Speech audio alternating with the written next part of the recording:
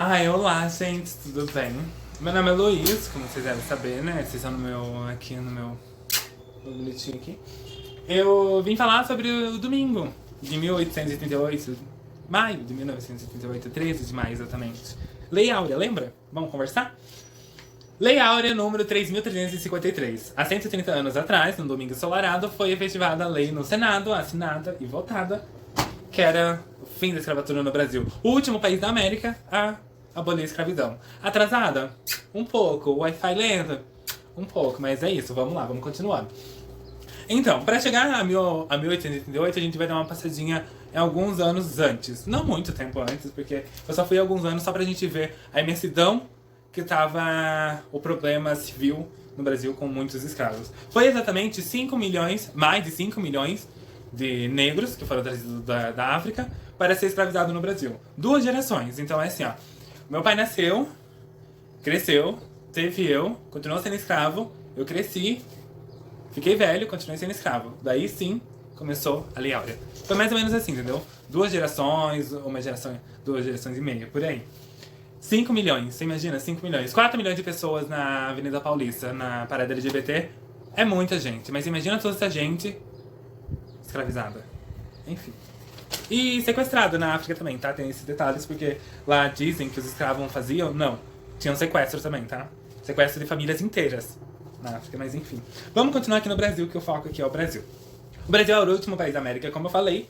2 gerações, como eu falei. Só que tem um nome que eu quero citar aqui, que é muito importante na história do Brasil, que ajudou, assim, a efetivar. Eu não me lembro muito bem se a lei do ventre livre começou em 1800 ou foi antes, mas enfim, a lei do ventre livre já existe aqui, em 1929 já existe, já tem. E o Luiz da Gama nasce um menino, nasce uma pessoa negra livre.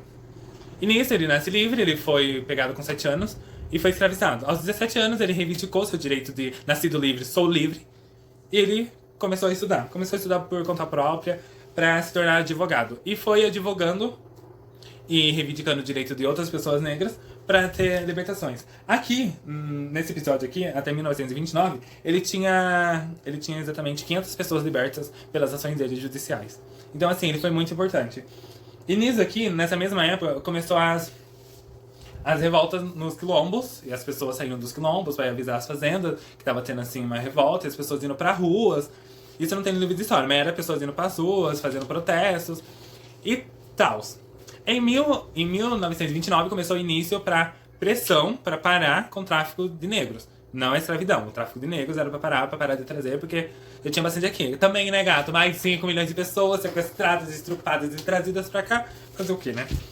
Daí, em 1931, foi feita uma emenda no Senado do Brasil, claro, né? Porque o Brasil é assim, né? Efetiva uma lei, só que não cumpre, mas vamos lá. Ele efetivou uma emenda, uma lei, assim, que eu não sei como se chamar naquela época, mas tá escrito lei no artigo que eu li. Mas acho que era uma emenda, porque ninguém respeitava.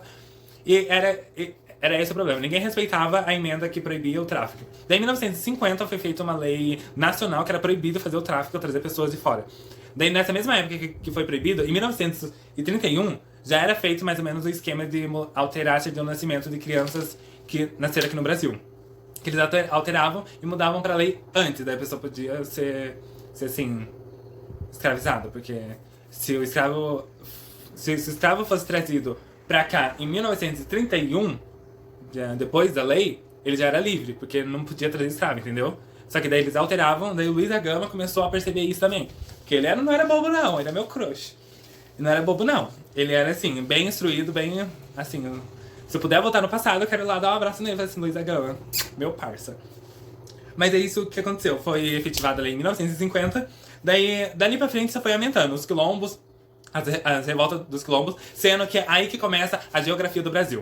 Todo mundo que fugia não ia exatamente pra uma cidade grande pra ir morar nas casas, alugar umas casas, porque não tinha serviço. Ou ele era escravo, ou ele trabalhava por comida. Era mais ou menos assim. E eles começaram a construir coisas em morros, porque era fácil de colocar, né? Eles começaram ali. E os quilombos também começaram a crescer muito. E nisso os quilombos foram crescendo, e as pessoas nos morros, como por exemplo no Rio de Janeiro, tem aqueles morros que é cheio de favela. Isso é derivado disso, porque as pessoas vinham pra cidade grande para tentar a vida, só que não dava certo, elas tinham que se enfiar em qualquer lugar. E foi rolando, que hoje a gente tem os morros, que são derivados dos quilombos, são derivados de pessoas tentando uma melhor vida, porque tinha imigrantes, né, que migravam da Bahia ao Rio de Janeiro a pé, para ter uma vida melhor. Ou no pau de arara, né? Pau de arara? Não, não tinha pau de arara. Não existia ainda pau de arara. Mas era assim, eles... Tem relatos que eu li ali naquele artigo. Eu não li pau de arara, só chutei. Mas tem relatos de pessoas, tipo, andarilhos mesmo, que...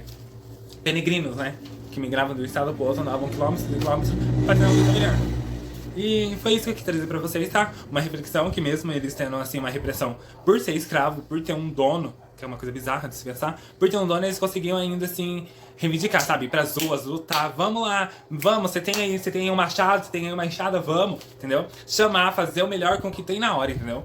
Então, é isso, eu trago essa reflexão. Será que não já chegou a hora pra gente fazer o melhor com o que a gente tem? Vamos pensar sobre isso, gente. Tchau, e daqui a pouco eu posto mais, ou daqui um mês, eu não sei o que vai repercutir, mas é isso.